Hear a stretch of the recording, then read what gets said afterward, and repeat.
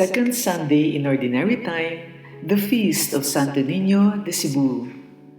The community's Action in Solidarity and Association Jesus Solidarity are inviting you to reflect on the Gospel of St. Matthew, chapter 18, verses 1 to 5 and 10 for January 19, the feast of Santo Niño de Cebu. Let us then listen to Father Patxi Loidi's commentary in the voice of Rosa Ocampo. Proclamation of the Holy Gospel according to St. Matthew. At that time, the disciples came to Jesus and said, "Who then is the greatest in the kingdom of heaven?" And he called a little child and placed him in the midst of them. And he said, "Truly, truly, I say to you, unless you change and become like little children, you will never enter the kingdom of heaven. So whoever humbles himself like this little child is the greatest in the kingdom of heaven. And whoever welcomes one such little child in my name welcomes me. Be careful not to despise one of these little ones, for I say to you that their angels in heaven continually see the face of my Father who is in heaven." The Word of the Lord. Father Patxi's commentary. Dear friends, I think this short passage is inexhaustible, especially for its implementation. It is directed primarily to the authorities of the Church. It applies to the humility and respect with which those who command in the Church must treat others, regardless of whether they command much or little. It is a teaching that is learned halfway and practiced even more halfway. We are tired of saying that the apostles sought power. We forget the internal struggles that exist in political parties, in multinationals, in banks, and in all civil centers of power. In the Church, they are not so great, but there are some that are quite shameful, even in middle management, in bishops, priests, and even in lay people. Let us stop talking about this passage as a spiritual childhood, simply because it does not speak of that. We keep insisting on repeating it. Let us also stop thinking about the apostles and think about ourselves. Let us make an act of sincere repentance before the Lord today. And from time to time, let us confess this mistake, even if it makes us very ashamed. Learning this way of governing lasts a lifetime, until death. Every time we read this brief passage with devotion, it leaves us bewildered, all of us, without exception. Let us also accept that this gospel passage speaks to us about mercy, the theology of tenderness of Pope Francis. As an important biblical scholar who has since passed away said, those who have left the Church because of its severity are very many.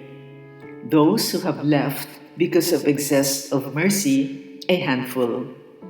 Let us learn the mercy of Jesus, not only with the publicans and sinners, but with his own disciples, with those at home, with his people.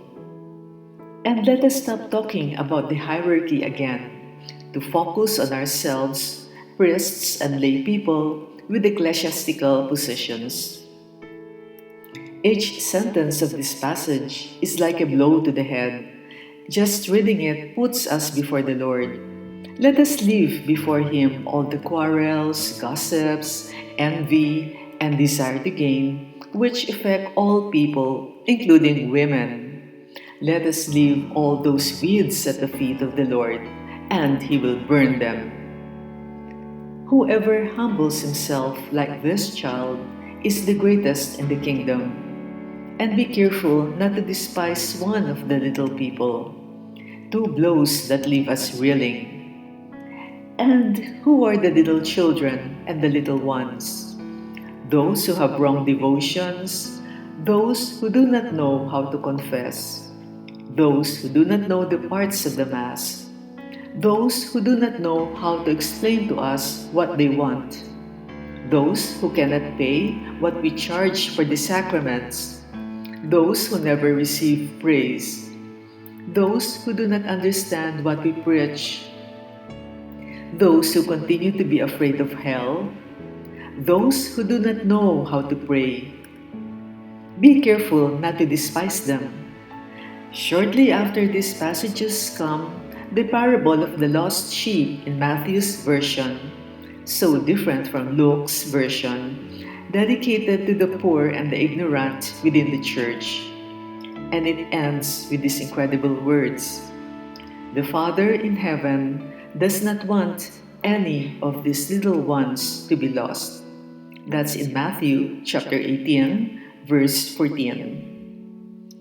And isn't he also telling us, if we have many sins, not to worry?